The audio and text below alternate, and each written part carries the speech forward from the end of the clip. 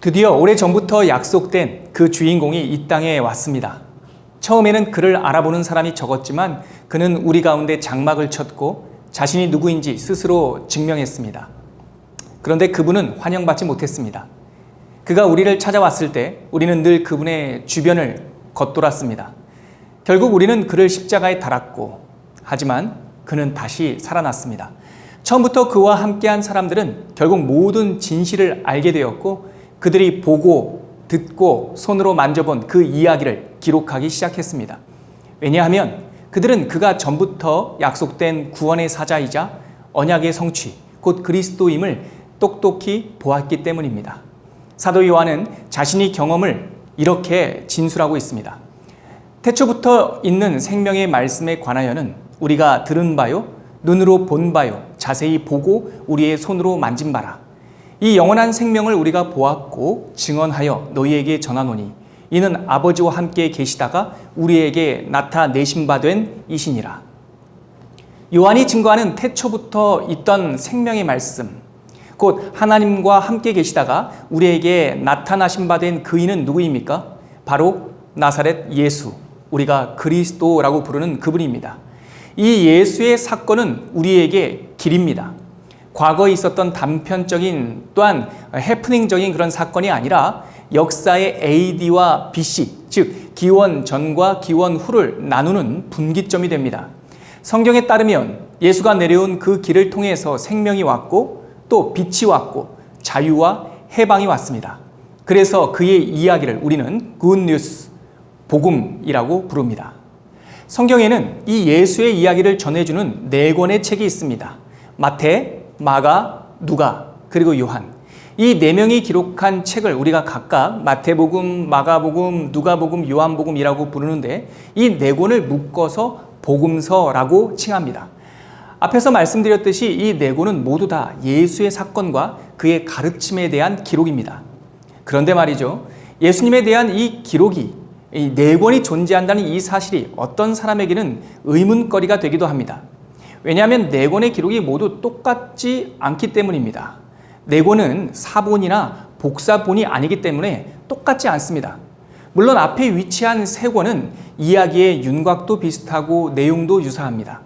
그런데 어떨 때는요, 아주 다른 이야기를 기록하고 있는 것 같기도 하고, 특히 마지막 4번째 복음서인 요한복음은 전혀 다른 내용들, 한 번도 나오지 않았던 내용들을 기록하고 있기도 합니다.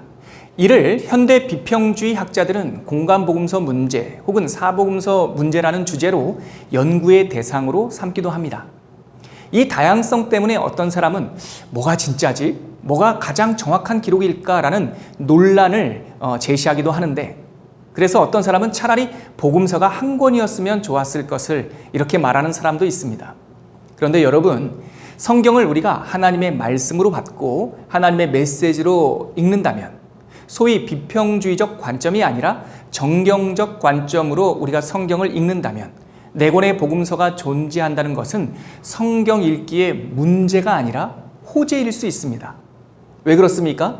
4권의 복음서는 다양한 각도에서 예수의 사건을 입체적으로 그리고 심층적으로 보여주기 때문이죠. 그 증거는 많을수록 좋고 증인은 꼭 복수여야 하지 않겠습니까? 복수의 복음서는 예수님의 이야기를 더 자세히 보여줍니다. 이런 접근법과 태도는 더 합리적이고 일상에서도 흔히 있는 일입니다. 제가 어릴 적에 슈퍼북이라고 하는 주일학교 애니메이션을 본 적이 있는데, 물론 동화적 상상이지만 그 만화에서는 주인공들이 예수님 시대로 시간여행을 하는 설정을 하고 있었어요. 만약 우리가 예수님 시대로 시간여행을 하는 주인공이라고 가정해 보시죠. 그때 우리가 한 가지 물건을 가져갈 수 있다면 무엇을 선택하시겠습니까? 당연히 카메라죠. 동영상 카메라면 더 좋고요. 물론 요즘은 휴대폰으로 다 됩니다. 증거를 남겨야 하지 않겠습니까? 예수님과 인증샷도 찍어야 하고요. 예수님과의 만남을 증명할 동영상 카메라는 아마도 필수일 겁니다. 네, 하나님도 카메라를 준비하셨습니다. 물론 휴대폰이나 동영상 카메라가 그 시대는 없었기 때문에 사람의 눈과 기록이라는 카메라를 준비하신 거죠. 심지어 그 증거를 확실히 하고 다면적으로 보여주시기 위해 한 대의 카메라가 아니라 4대의 카메라를 준비하신 것입니다. 그것이 바로 마태, 마가, 누가, 요한이라고 하는 카메라입니다. 물론 각각의 특징과 장점이 있습니다. 네 대가 모두 똑같을 필요는 없습니다. 그럼 의미가 없겠죠. 여러분, 이것은 물론 비유입니다. 왜 네 권의 복음서를 주셨을까 하는 제 나름대로의 쉬운 설명입니다. 이왕 비유로 말씀드린 김에 여러분의 통독을 돕기 위해서 사복음서의 각각 특징을 이 카메라의 비유로 설명해 드리고자 합니다. 먼저 마태복음은 예수님의 이야기를 넓은 화각으로 촬영하는 와이드 카메라 같습니다. 마태복음을 읽다 보면 예수님의 이야기가 그 시대의 사건인 뿐만 아니라 전부터 구약 성경에서부터 언약된 것이고 그것이 성취된 사건임을 알게 됩니다. 또 예수님의 가르침과 기적, 설교 등이 잘 묶여 있어서 예수님께서 하신 일들을 한눈에 일목요연하게 볼 수 있는 특징이 있습니다. 이어서 마가복음은 어떻습니까? 주인공에게 늘 고정되어 있는 인물 카메라 같습니다. 많은 주변 이야기에는 과감하기에 생략하고 내용은 비교적 짧지만 핵심적인 이야기는 이 마가복음이 다 담고 있죠. 그리고 표현하는 방식도 매우 간결하게 기록하고 있습니다. 세 번째, 그럼 누가복음은 어떤 특징이 있을까요? 마치 사건의 현장마다 생동감 있게 따라다니는 릴리즈 모션 카메라 같습니다. 누가는 마치 사건의 현장에 자신이 있듯이 실증적인 내용들을 다 담아내려고 노력하고 있고 사건뿐만 아니라 주변의 정황이나 분위기, 하나님과 예수를 처음 접하는 제3자들에게 이러한 내용들을 전달하고 싶어 하는 마음이 느껴집니다.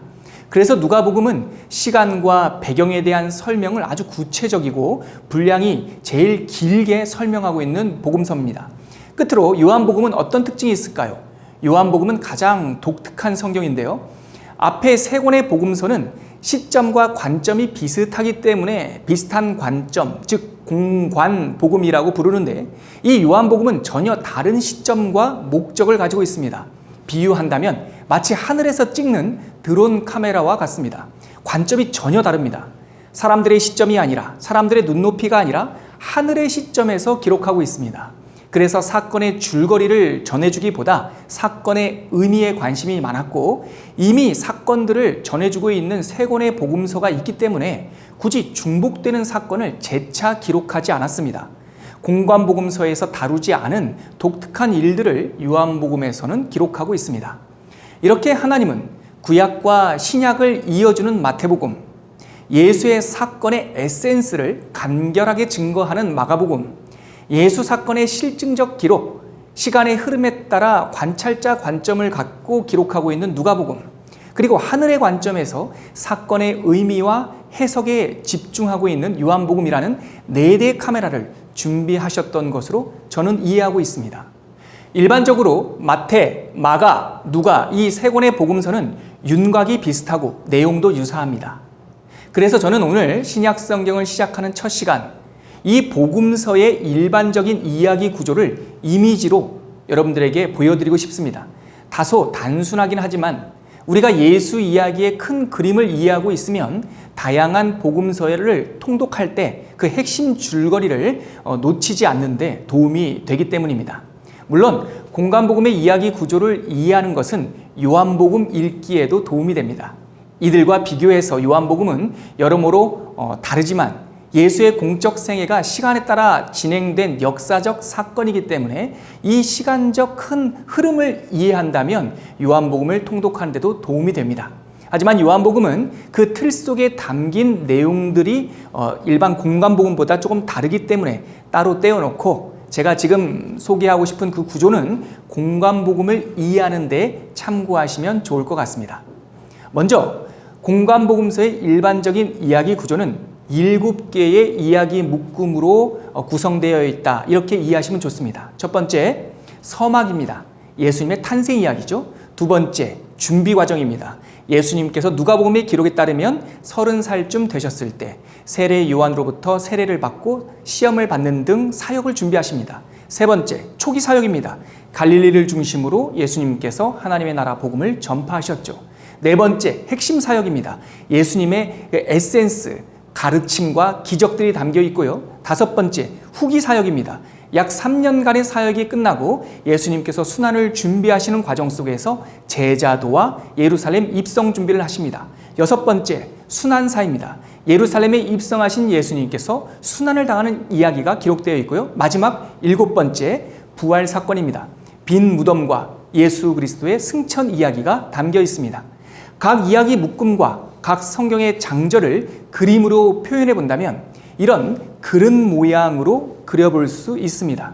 이 구조를 복음서를 이해하는 기본 구조로 여러분들이 이미지를 가지고 있으면 통독하는 데 도움이 됩니다.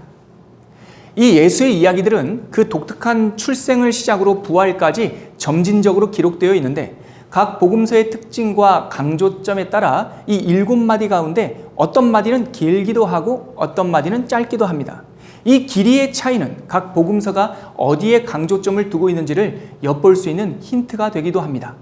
각각의 책을 다루면서 특징을 자세히 살펴볼 예정이지만 이번 시간 사복음서의 개요를 마무리하면서 저는 각 복음서의 특징을 짧게 설명하고자 합니다. 먼저 마태복음은 신구약 성경의 연속성을 유지하고 구약과 신약의 두 시대를 잇는 다리 역할을 한다는 특징이 있습니다.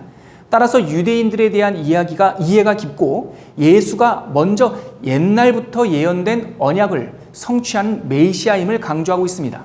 마가복음은 일반적으로 누구나 궁금해하는 예수의 이야기의 핵심, 곧 복음의 베이직을 속도감 있게 서술하고 있고요.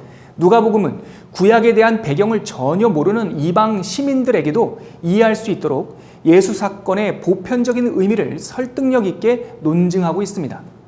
끝으로 요한복음은 예수의 가르침과 대화를 전하는 데 초점을 두고 있습니다. 이 메시지들이 오늘을 살고 있는 교회의 성도들에게 어떠한 의미가 있는지까지 해석을 곁들이고 있습니다. 특히 명료한 해석을 위해 요한복음은 쉬운 단어, 즉 빵, 빛, 생명, 기쁨 등 이 직관적으로 이해할 수 있는 단어들을 사용하고 있고 어휘가 사복음서 중에 가장 짧다라고 하는 특징도 있습니다. 이처럼 하나님은 2000년 전 예수의 사건을 다양한 시각과 관점을 가진 복수의 사람들의 눈을 통해서 관찰하고 기록하게끔 했습니다. 서로 상이한 내용과 특징들은 혼동의 이유가 되기보다 더 다층적으로 복음을 이해하는 데 도움을 줍니다. 마치 네 권의 책은 컬러 사진을 만들어내는 검정색, 파란색, 빨간색, 노란색 이 원색들처럼 진리를 선명하게 드러내는 필름 역할을 합니다. 이제 복음서 각 권의 특징을 함께 살펴보도록 하죠.